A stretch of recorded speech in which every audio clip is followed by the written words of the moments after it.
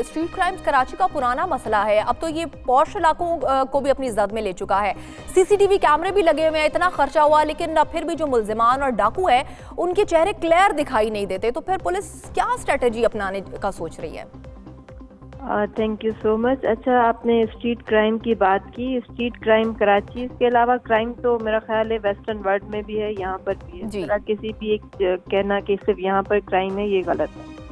Karachi police ने अपनी patrolling strong की है, अपनी पिकेटिंग स्ट्रॉन्ग की है, स्पेशल स्ट्रीट वॉच फोर्स बनाई है जिसका काम ही कराची की स्ट्रीट पे रहना है और ऐसे अनासर के ऊपर नजर रखना है जो कि तखरीबकारी कर सकते हैं या कोई क्राइम कर सकते हैं। सीसीटीवी की आपने बात की, बिल्कुल सीसीटीवी जो है वो इतनी ज्यादा नहीं है जितनी होनी चाहिए और उसके लिए एक प्रपोजल भेजा गया है जिसमें तकरीबन इसकी तादाद मेरा ख्याल है 500% ज्यादा हो जाएगी जो अभी हमारे पास सीसीटीवी, और इनकी क्वालिटी भी इम्प्रूव होनी चाहिए। बिल्कुल सही कहा आपने कि चेहरे वाजे नहीं होते, लेकिन फिर भी हमें इन्वेस्टिगेशन में काफ़ी मदद मिलती है।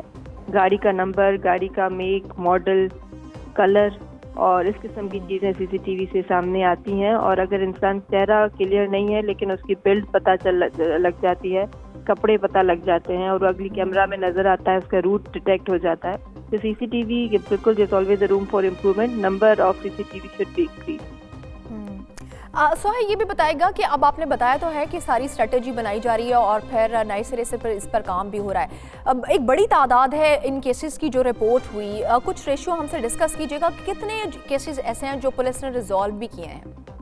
आप स्ट्रीट क्राइम की बात करनी है या जी जी जी, स्ट्रीट क्राइम्स की। अच्छा, देखिए जनरली हमें बताइएगा।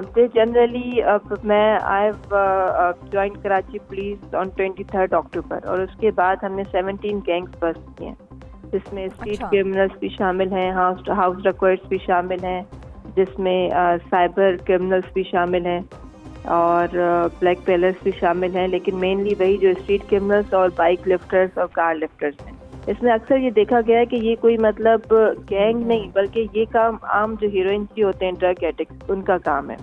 और ड्रग एडिक्ट कचरा चुनते हैं और उसके बाद आजकल ये जो आइस वगैरह आई हुई है तो इसमें हमने पढ़े लिखे लोगों के भी गैंग बस्ट किए हैं जो कि आइस के चक्कर में दिन रात रोडों पे रहते हैं, गाड़ियां चोरी करते हैं, उनके साउंड सिस्टम निकालते हैं। तो आई थिंक ये जो है ये ग्रीड बेस्ड कहते हैं कि वो नहीं, बल्कि ये अपनी ये जो क्विंच है ना, कोल्ड टर्की, उसे पूरा करने के लिए फिर गाड़ियों का और स्पीड क्राइम करते हैं।